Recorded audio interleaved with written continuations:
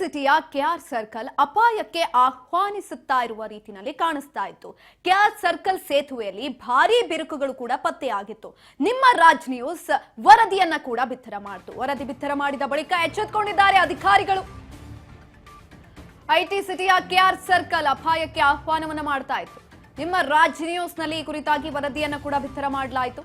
ವರದಿ ಬಿತ್ತರ ಮಾಡಿದ ಬಳಿಕ ಅಧಿಕಾರಿಗಳು ಎಚ್ಚೆತ್ತುಕೊಂಡಿದ್ದಾರೆ.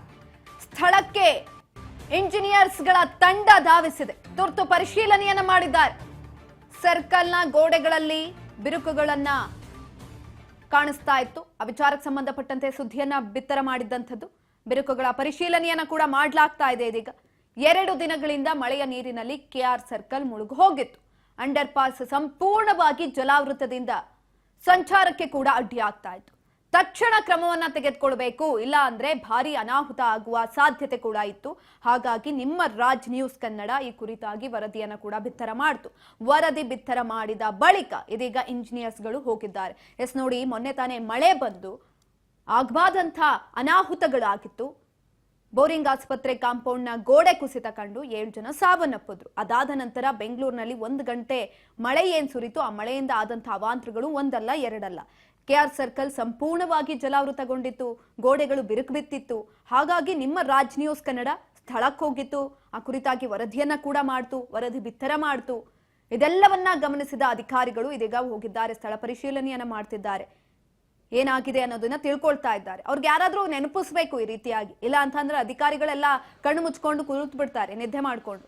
ಯಾರಾದ್ರೂ ಗಮನಿಸಿದ್ರೆ ಅಲ್ಲಿ ಹೋಗ್ತಾರೆ, ಸ್ಥಳ ಪರಿಶೀಲನೆಯನ್ನ ಮಾಡ್ತಾರೆ. ಇಲ್ಲ ಅಂತಂದ್ರೆ ಅವ್ರ ಗಮನಕ್ಕೆ ಬರಲ್ಲ ಇದೆ ಆ ವಿಚಾರಗಳು ಕೂಡ. ಯಾರು ಹೋಗಿ ಕೇಳಿದ್ರು ಕೂಡ ಈ ವಿಚಾರಗಳು ನೆನಪಿಗೆ ಬರಲ್ಲ. ಯಾರಾದ್ರೂ ಚಿಡ್ತಾ ಇರ್ಬೇಕು ಅವ್ರಿಗೆ, ಅವಾಗ ಮಾತ್ರ ಎಚ್ಚರ ಆಗೋದು ನಿದ್ದೆಯಿಂದ. ಇಲ್ಲ ಅಂತಂದ್ರೆ ಮರ್ತೋಗ್ಬಿಡ್ತಾರೆ. ಇಂಜಿನಿಯರ್ಸ್ಗಳ ತಂಡ ಇದೀಗ ಸ್ಥಳಕ್ಕೆ ಹೋಗಿದ್ದಾರೆ. ಸ್ಥಳ ಪರಿಶೀಲನೆಯನ್ನ ಮಾಡ್ತಿದ್ದಾರೆ. ನಿಮ್ಮ ರಾಜ್ ನ್ಯೂಸ್ ಕನ್ನಡ ವರದಿ ಬಿತ್ತರ ಮಾಡಿದ ಬಳಿಕ ಅಧಿಕಾರಿಗಳು ಎಚ್ಚೆತ್ತುಕೊಂಡಿರುವಂಥದ್ದು. ಕೆಆರ್ ಸರ್ಕಲ್ ಹತ್ರ ಹೋಗಿದ್ದಾರೆ. ಸ್ಥಳ ಪರಿಶೀಲನೆಯನ್ನ ಮಾಡ್ತಿದ್ದಾರೆ. ಜಲಾವೃತಗೊಂಡಿತ್ತು ಸಂಪೂರ್ಣವಾಗಿ ಅಲ್ಲಿನ ಪ್ರದೇಶ. ಓಡಾಡೋದಕ್ಕೂ ಕೂಡ ಕಷ್ಟ ಆಗ್ತಾ ಇತ್ತು. ವಾಹನ ಸಂಚಾರಕ್ಕೆ ಕಷ್ಟ ಆಗ್ತಾ ಇತ್ತು. ಜನಸಾಮಾನ್ಯರಿಗೂ ಕೂಡ ಕಷ್ಟ ಆಗ್ತಾ ಇತ್ತು. ಜೊತೆಯಲ್ಲಿ ನೀರು ನಿಂತಿದ್ರಿಂದ ಆಟೋಮೆಟಿಕ್ ಆಗಿ ಗೋಡೆಗಳು ಬಿರುಕನ್ನ ಬಿಟ್ಟಿದ್ದಂಥದ್ದು. ಅದರಿಂದ ಬೇರೆ ಯಾರಿಗೂ ಅನಾಹುತ ಆಗಬಾರ್ದಲ್ವಾ. ಈಗ ಆಲ್ರೆಡಿ ಒಂದು ಅನಾಹುತ ಆಗಿದೆ. 7 ಜನ ಸಾವನ್ನಪ್ಪಿದ್ದು ಆಗಿದೆ. ಅಲ್ಲಿಗೆ ಎಲ್ಲ ರಾಜಕಾರಣಿಗಳು ಹೋಗಿದ್ದು ಆಯಿತು, ಸಾಂತ್ವನವನ್ನು ಹೇಳಿದ್ದು ಆಯಿತು, ಪರಿಹಾರ ಹಣವನ್ನು ಘೋಷಣೆ ಮಾಡಿದ್ದು ಆಯಿತು. ಬೇರೆ ಅನಾಹುತಗಳು ಆಗಬಾರ್ದು ಅನ್ನುವ ರೀತಿಯಲ್ಲಿ ಎಚ್ಚರಿಕೆಯನ್ನು ತೆಗೆದುಕೊಳ್ಬೇಕಾಗತ್ತೆ. ಹಾಗಾಗಿ ಇದೀಗ ಸ್ಥಳಕ್ಕೆ ಹೋಗಿರುವಂಥದ್ದು ಅಧಿಕಾರಿಗಳು ಸ್ಥಳ ಪರಿಶೀಲನೆಯನ್ನ ಮಾಡ್ತಿದ್ದಾರೆ. ನಿಮ್ಮ ರಾಜ್ ನ್ಯೂಸ್ ಕನ್ನಡ ಸುದ್ದಿ ಬಿತ್ತರ ಮಾಡಿದ ಬಳಿಕ ಇಂಜಿನಿಯರ್ಸ್ಗಳ ತಂಡ ಇದೀಗ ಅಲ್ಲಿಗೆ ಹೋಗಿದೆ. ಸ್ಥಳ ಪರಿಶೀಲನೆಯನ್ನ ಮಾಡ್ತಾ ಇದೆ. ತಕ್ಷಣ ಕ್ರಮ ಕೈಗೊಳ್ಳದಿದ್ರೆ ಭಾರಿ ಅನಾಹುತ ಆಗುವಂತ ಸಾಧ್ಯತೆ ಇತ್ತು. ಹಾಗಾಗಿ ಹೋಗಿರುವಂಥದ್ದು.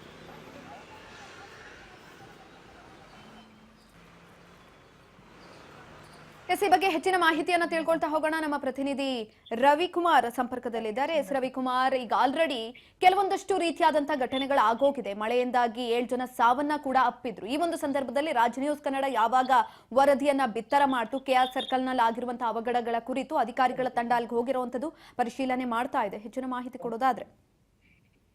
ಎಸ್ ಬೆಳಗ್ಗೆ ನಾವು ಏನೋ ಸ್ಟೋರಿ ಮಾಡಿದ್ವಿ. ಅಲ್ಲಿ ಫುಲ್ ಎಲ್ಲ ಗೋಡೆ ಎಲ್ಲ ಸೇರಿ ತಿರುಗ್ಬಿಟ್ಟಿತ್ತು.